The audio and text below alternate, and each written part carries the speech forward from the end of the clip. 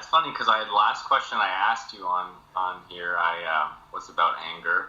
Yeah. And it's like the exact same questions that you're talking about today. And yeah, because I'm not just, I guess what it's like, I've heard these other people as well sometimes, like Osho and people talk about how it's like, why are you going to tell them about your problem? It's your problem. And like, it's so hard for me to figure out where the line is between you being in a way responsible for your emotions, because in some way it's like what you're feeling when you blame other people, you're like projecting it, you can project onto them. Yeah. And it's like this need for other people to be fixed like robs you of your like power in your life and your peace, because whenever I've like, fully like let these emotions surge through and gotten to like the source, I've always had this same thing where it's like, I can't believe it, I've been doing this the whole time. It's been me.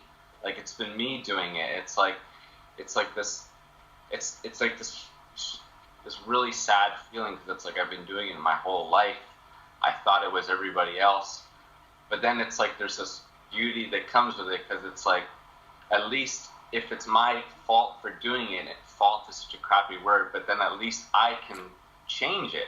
Where if it was somebody else doing it to me, I would have never been able to come back, But then there's like this line where it's like, well, where is it when I'm feeling anger in a situation? Where is the line where I go talk to myself in a room by myself and get it out, and where I actually get angry with another person there, And it's just like, for a while I was being like really like not nice, like you were saying. I actually wasn't able to come to your retreat because I live in Canada and it's just like really far, but I ended up going to a Jeff Foster retreat, which was here, so I did go on some kind of retreat. And sorry, I know I'm gibbering a lot, I'll just blur it all out and then you can say whatever you want to say. Yeah. But he had this poem about not being nice, and for a week there I was just not being nice, and I was just neutral, and a lot of people around me, I was on vacation, were not very uncomfortable with me because I wasn't smiling like they were, but they're like, it's like, but I don't feel like smiling, like I just feel okay. So anyways, and now I think I'm going back into that fear of feeling those emotions where it's like, oh, it's anger, so I have to be responsible for it. And like, it's my anger, like it's not really about anybody else, so I have to go into that and sit with that and just let it be, because if I start bringing it on another person, then it's like I'm blaming it on them. So it's just like that line, Yeah. And that, I don't think, something that I could describe to you, or it can sort itself out. It just has to be a commitment to constantly exploring what's happening. And there's nothing wrong with expressing anger towards other humans. Sometimes that's really needed. Like sometimes, humans can be really harsh animals, especially when they're identified. They're an animal at the end of the day, and sometimes with Khaleesi, she responds better when I'm very firm with her, and so sometimes you really need to be firm with people, and sometimes we use non-duality as an excuse to be passive, because if we can blame ourselves and take responsibility ourselves, then it's true, we feel like we can change it, or we feel like we can maintain a relationship when somebody's not acting appropriately. So basically what happened with me is basically going back to what you feel in every given moment and not giving it too much intellect, but not the fear, not the topper layers, but the initial responses that you have, and really trusting those initial responses. And that's not going to make you look like a heavenly person or please everybody, but the very initial responses that come out of no place. Not the ones that go through your filter and your story, but your initial. So if you're in front of someone and someone says something and you feel like saying no and walking off, that's very important. when it goes through the story, then that's when you're trying to control people and manipulate people, or you're trying to take all the responsibility so you can stay in an unhealthy relationship, which we also use non-duality to do, so we can keep friendships or we can keep certain dynamics going. So it's so right now when I'm speaking, like there has to be, I read this, or some friend read to me once, like, and it's quite sweet and I understand what it meant. It's like being enlightened requires total arrogance. And it doesn't really mean what it says, but what it means is it's like total confidence in the initial feeling. Like the very initial feeling. Now, I'm not talking about like you're laying there in your room for 2 hours thinking about how much you hate someone, then you get up and shout at them. I'm talking about in every moment, the feeling. And totally being in touch with that. So whatever you're feeling now, and it's like the response isn't an intellectual thing. Sometimes we need the intellect to interpret how to pick up something or get it through a door, but the initial feeling, and that doesn't often make sense, and we don't understand it and we can't explain it to people. Yeah. And a commitment to always being honest. And honest means going back to the source of the feelings, not excusing someone else's behaviour or seeing their behaviour as you, even though that's important.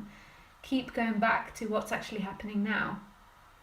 Right. And that's many different things as a separate person that you can seem to do. It's like going back and becoming aware of what your feelings are, becoming aware of the programming of your instrument, noticing its programming. But this isn't like a intellectual thing, it's really a feeling thing. And it feels like it comes from no place. It doesn't feel like it comes from a place of you. Like musicians often say, like Mozart I think is very famous saying, it didn't come from me, it came from God.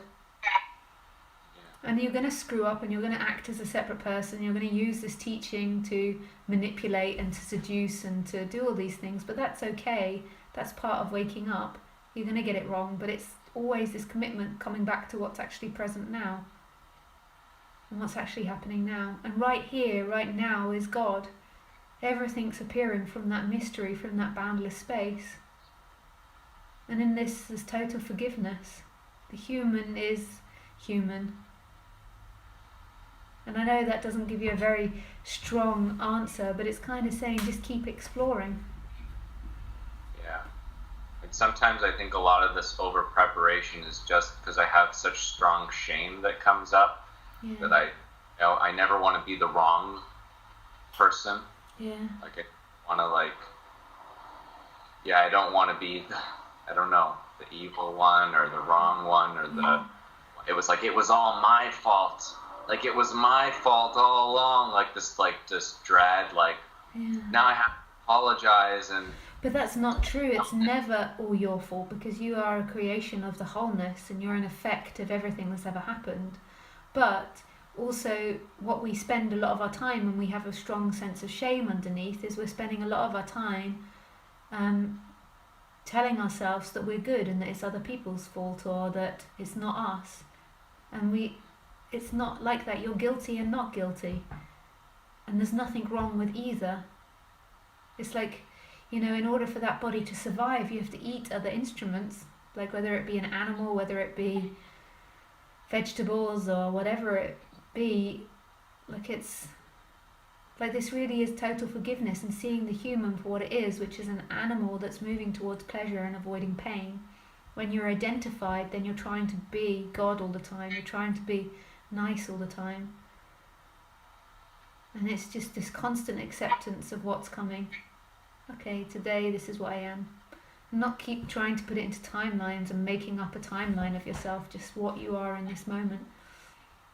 And not expecting to not have arguments with humans. It's going to be arguments with humans and they're going to have a different version to you always. And more often than not, they're going to see themselves as innocent.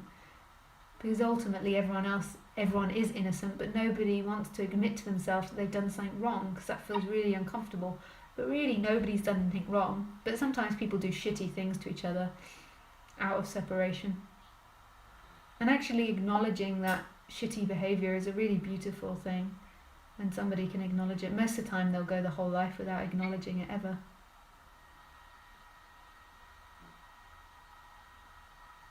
And in a way, it always takes two to tango. Yeah. It's funny. It's something I've said many times in my life. In arguments, yeah. And everyone's always, no, it wasn't me, no, it wasn't me.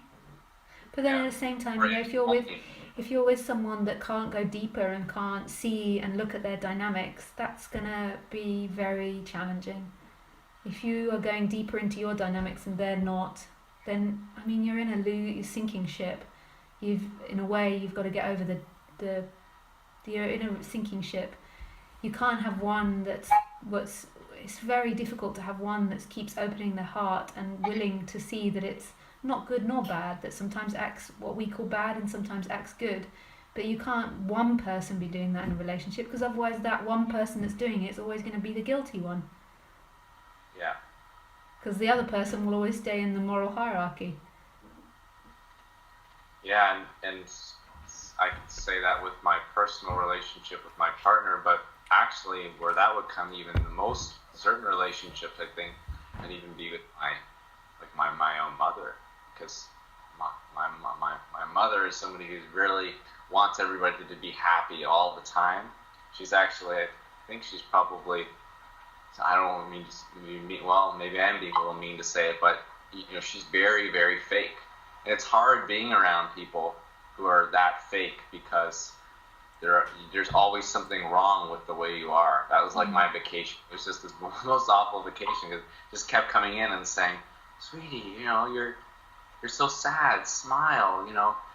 And I just felt so hurt, because it was just like, you're just telling me that how I am isn't okay, and you know, it's like, it's kind of shattering a dream of what your parents are supposed to be, because you know, I guess they're just too, right? They're human too, but once we separated, and because in the first couple of years of our life, they're designed to give us unconditional love, like put our needs above them, but ultimately they're human too, which is self-interested.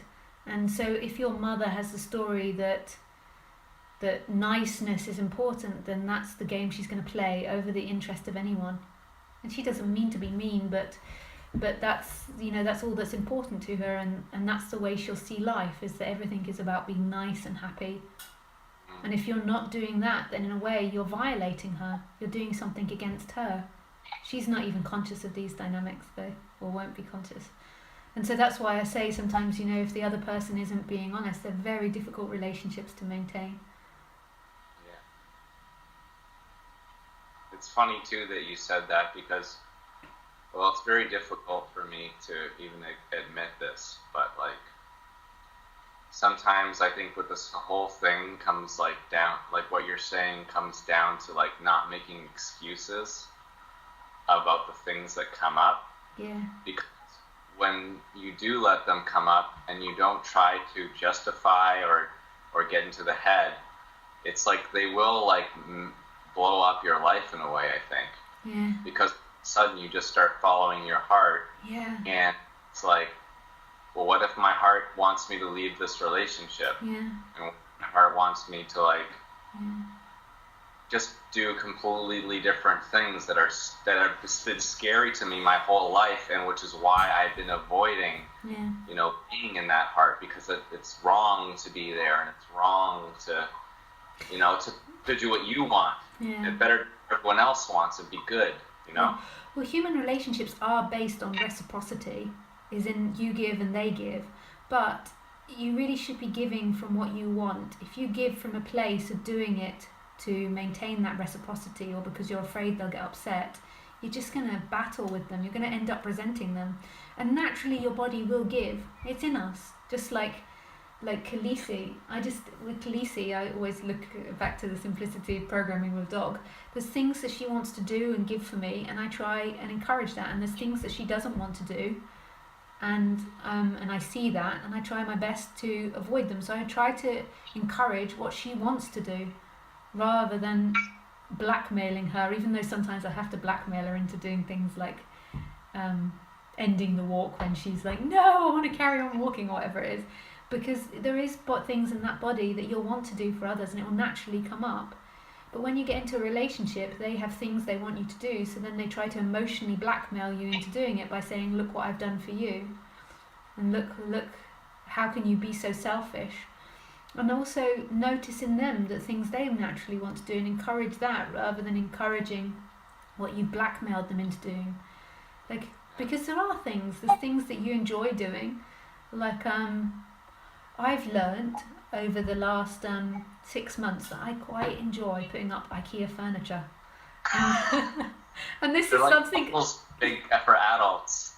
it's really fun. I was like, at first, when I started buying new furniture, because I moved into a new place, I was like, how am I going to do this? And I paid a friend to put one up. And then the friend wasn't here or they couldn't do it, so I had to do it. And I was like, this is great. You line everything up.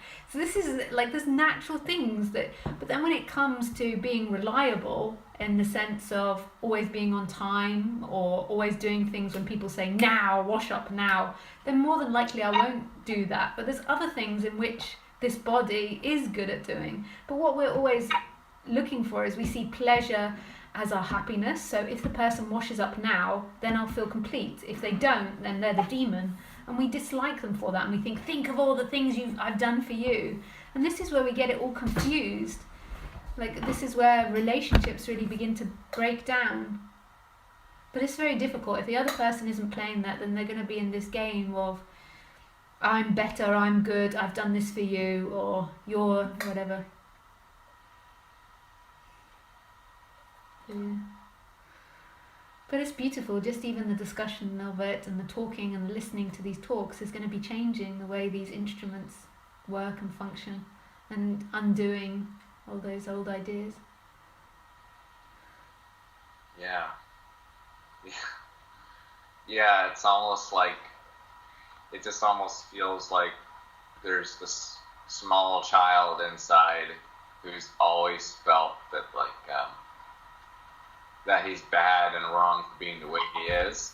And it's like, for the first time, it's like being me being the one to sit with that, like, myself, and being like, I'll be the one to, like,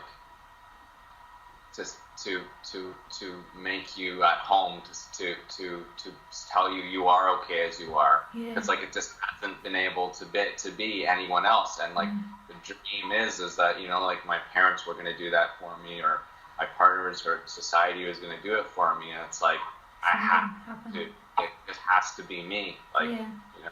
Yeah, and the more that you become yourself, it's really beautiful, because then the more that you allow all your friends and family to be themselves. Like, it's like, and it's not a conscious thing. You can't say to them you can be yourself, but they'll feel it.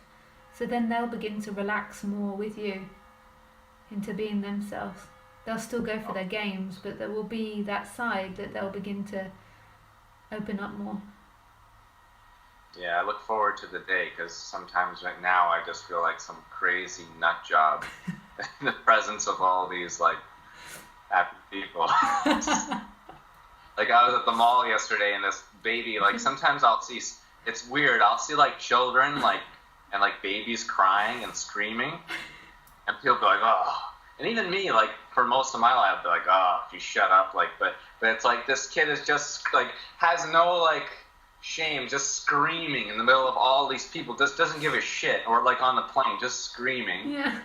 And it's like, if I were to do that, I would be fucking committed into a mental hospital because I'm an adult. Meanwhile, I feel probably just the same shit that, like, the kid is feeling.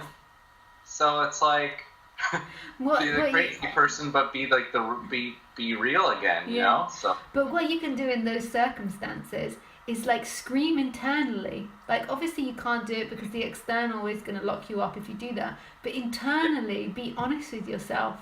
Like, you can do that. You can be like, I hate this, without opening your mouth. Like, and it's, sorry, go on. Not that I'm against the consequences of society. Like, you know, sometimes you do have to really stand up to society, but, you know, that's most probably being in it. It's just most probably better to do it to yourself in that circumstance. Yeah. Yeah. even just feeling like a snarl, you know, that's like something that I just like just comes. It's just like I growl at people, and for some reason I get away with it. Like I'll go like if someone's annoying me, and even with people I don't really know, and I know that I look weird, but I'm like, I seem to get away with it. And people are like, oh, she's just being cute, and they kind of push, but I mean it. I'm like, you're pissing me off. Like it's like a serious, but it just kind of releases the energy rather than any fakeness around it. Yeah, because then it's not there for like 3 weeks and like boils up. I know with this call's along, so I should probably go because you have other people to talk to. But like I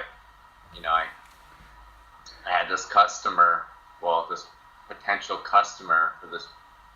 He was just being a dick, and usually I would just be like, no, I have to be a nice like, like business person, and then you don't do that. I was like, screw it, this guy's being a dick, and I was like, I basically told him, you're being a huge dick, like not in those exact words, and it felt so great because it's like, you know what, he was being a dick, and like, I probably would be hating on him still, and probably for the next 3 weeks I'd be thinking about him, and it would just be getting worse. Why didn't I say that? Why didn't I? And it's like just over. Like, and sometimes when you say these things and you're really honest with people, it can just break the dynamic, and the dynamic has the potential to shift and to change. But sometimes it can be all sorts of different ways. Nice. Oh, thanks, Carlo. So it's John Carlo. Yeah. So thanks, John Carlo, for your honesty and your call. So Thank you. Nice to speak with you again. You too. Thanks. Bye, sweetie.